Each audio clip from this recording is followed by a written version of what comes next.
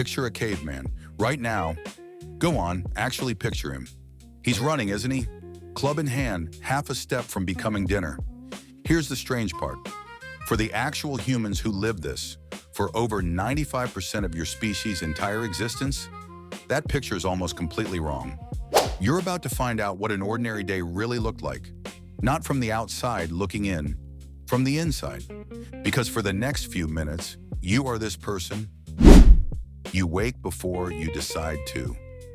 No alarm, just light, pale and gray, pressing through your eyelids the same way it's pressed through everyone's, every morning, for longer than you can imagine. The fire beside you is mostly ash now. You don't move yet. You don't need to. Your mother's breathing, slow and close, is the first thing you actually notice. Your little brother has somehow migrated onto your side of the sleeping space overnight, despite there being a perfectly good empty stretch on his other side. Around you, 8, maybe 10 other bodies, rising and falling, all of them people who have slept exactly this close, every night, for as long as you've been alive. You are never alone here, not once, not for a single hour of a single day. Solitude isn't something you're missing. It isn't even a concept you have a word for. 40,000 years from now, people will pay actual money for a weekend completely by themselves in a cabin in the woods. You'd call that a death sentence. Someone's already up, crouched by the fire. It's always someone's uncle. He's muttering at the embers like they've personally betrayed him, which translated loosely across 10,000 future languages basically means, I told you we needed more wood. Breakfast isn't in a cupboard. Breakfast is a project, and you're already moving before you fully decided to. The group splits without anyone announcing it. No chief, no morning meeting, just a dozen small unspoken decisions about who's good at what today, who's nursing a sore foot, who feels like the river instead of the hills. You'll never know this, but 100,000 years from now, people studying families a lot like yours, in Tanzania, in the Kalahari, will spend entire careers trying to explain how a group with no boss manages to agree on anything. You could have told them. You just talk about it. A little. Constantly. You go with the gatherers, mostly women and kids today, though that's a habit, not a rule. Your cousin, broad-shouldered and quiet, peels off toward the riverbank instead, more interested in digging tubers than chasing anything that runs. Nobody's ever told him that's strange, because it isn't. You know this land the way you know your own hands. Not memorized, felt. Your fingers find the fig tree that's finally ripe before your eyes do. You know without thinking about it, which root turns poisonous if it's pulled too early. You know exactly how much smoke convinces the bees in that hollow tree to let you take what you came for. By early afternoon, you're already done. Not finished with the day, finished with the part that keeps you alive. People who study this, centuries from now, will be almost suspicious of the number. 4 to 6 hours on average to handle the entire food problem. Not 8, not 12. Which leaves you with the genuinely strange question every single afternoon seems to ask, now what? The answer every day is this, whatever this turns out to be. You settle onto a flat rock doing its best impression of a chair. Someone nearby is bending a spear shaft over the fire's heat, testing how far it flexes before it complains. Someone else is retwisting a sinew cord between 2 fingers. An older woman has a child's head in her lap, picking through the hair with slow, scissoring fingers.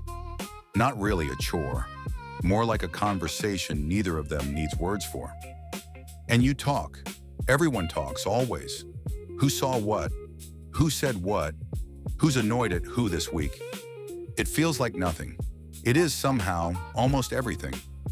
Long after you're gone, a researcher named Robin Dunbar will build a whole theory around mornings exactly like this one.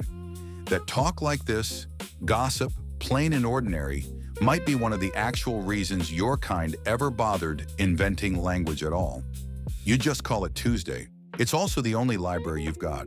No books, no stone tablets full of instructions. Just what someone says out loud and what someone else manages to hold on to afterward. The story about the river that flooded 3 lifetimes back. The warning about the plant that looks exactly like a safe one. If nobody says it, it simply stops existing, which gives gossip real teeth. The man who keeps hoarding the good berries, everyone already knows. The quiet woman who says nothing all winter, then delivers one perfect insult that levels somebody in front of the whole camp. You'll be telling that story for years. Reputation here is closer to currency than anything you'd recognize as money. A little further off, the children are busy ruining everything in the name of learning. A 6-year-old helps with a tiny digging stick, accomplishing nothing, loving every second. Older kids whack each other with sticks, which looks like chaos and is actually rehearsal. For hunting, for conflict, for everything they'll need later. Nobody's teaching a lesson. They're just allowed to fail small, over and over, until small is all it ever is.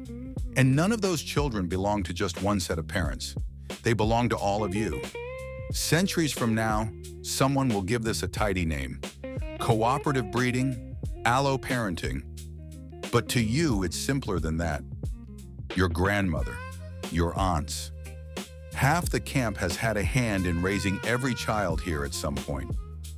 It takes a village isn't a saying yet. It's just how a child gets raised, full stop. None of this is as easy as it feels right now. A shout cuts up from the ridge, short, sharp, impossible to mistake for anything else. Your body moves before your mind catches up. Children swept off the ground, the group folding inward without a word, every set of eyes scanning the long grass at once. A pride of lions has been shadowing a herd half a mile off all morning.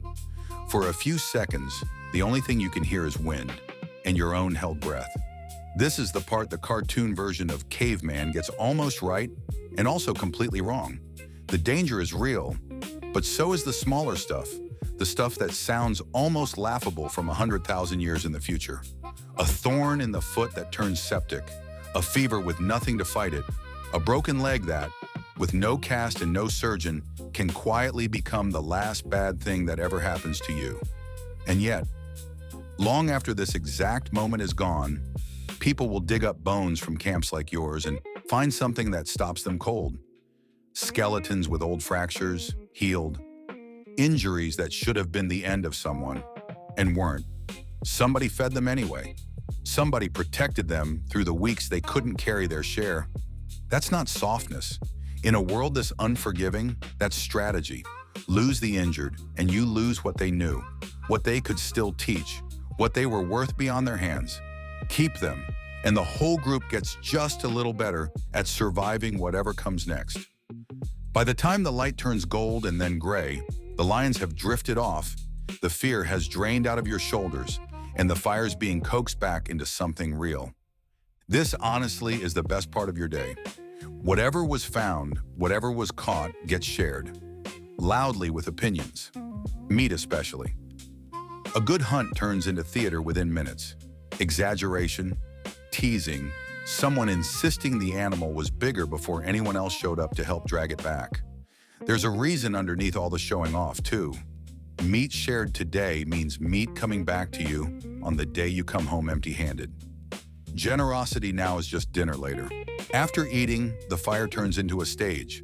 Someone tells the story about your uncle and the snake again, funnier and somehow less accurate every single time.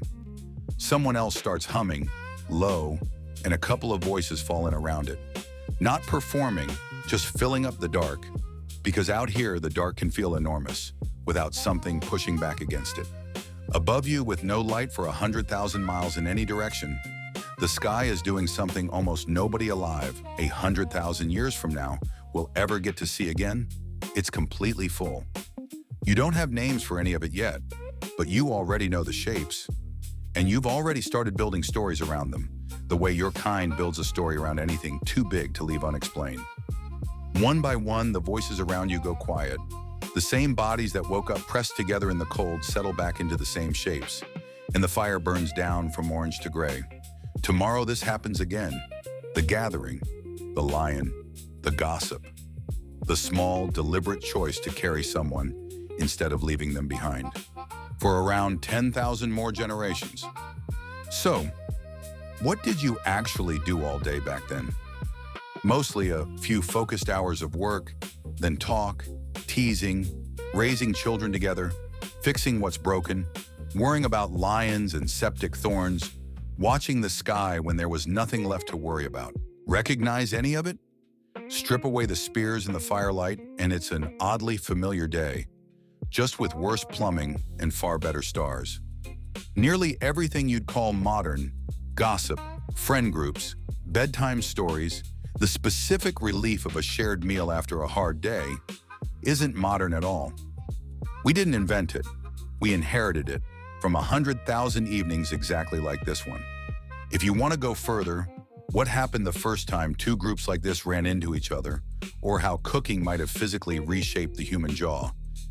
Say so in the comments. There's more buried in that fire than you'd think.